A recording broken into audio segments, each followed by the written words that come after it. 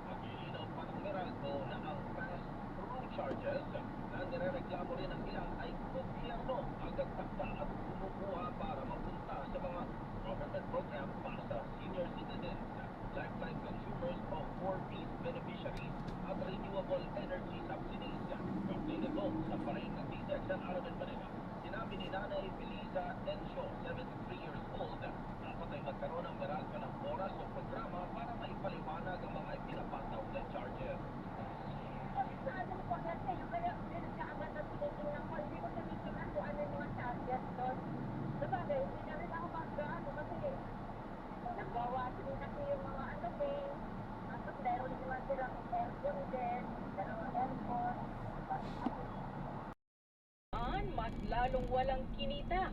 Ayon sa isang transport group, ang kasama natin sa balitang yan si Radjuman Gerald P. Uler. RNN Live Report. Sa kumita na lumipag ng super ng jeep na sumali sa Service Conducting Program 2026 ng Department of Transportation at Non-Transportation Franchising and Regulatory Board o LTFRB na ipinatupad noong April 15. Ay natin ng programa ang mga sasaling jeepney drivers at operators ay kailangan magbigay ng 20% fare discount sa lahat ng mga pasahero ng public utility vehicles nationwide. Ang programang ito ay naglalayong tulungan ang mga commuter at super sa mataas na presyo ng petrolyo.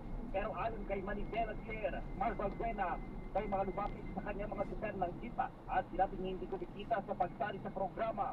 Anya masyado na kasing mataas ang 20% na discount sa lahat ng mga pasahero dagdag pa itong 20% na discount sa mga senior citizen, PWD at mga estudyante. Sa ilalim ng kontrata, babayaran ng gobyerno ang mga operator ng tradisyonal na jeep ng 30 hanggang 40 pesos bawat kilometro. Masyado itong mababa ani Valvera dahil sa mataas pa rin presyo ng kada litro ng diesel.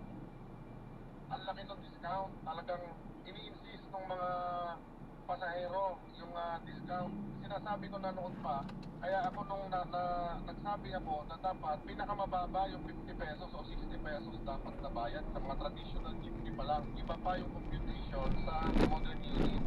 Sabi ko nga, sa isang biyahe namin, sa 40 pesos pa lang, 7 pesos ng 7 pesos o 10 pesos yung matitira bawat pasahero.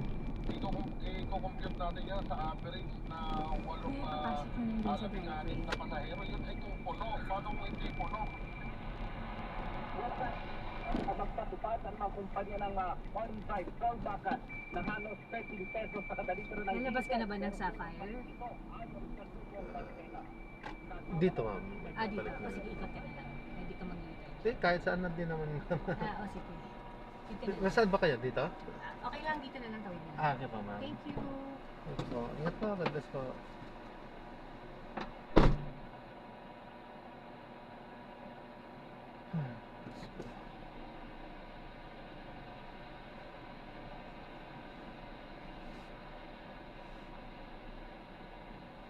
Ayan, na-drop na natin sir. Maraming salamat po sa panonood. Hanggang sa muli, ingat at God bless. Paalam po muna pansamantala. Tayo ay gagawa ng ibang video sa ating susunod na misyon. Paalam po muna pansamantala. This is Jam pa rin, the Filipino channel ang paalam po.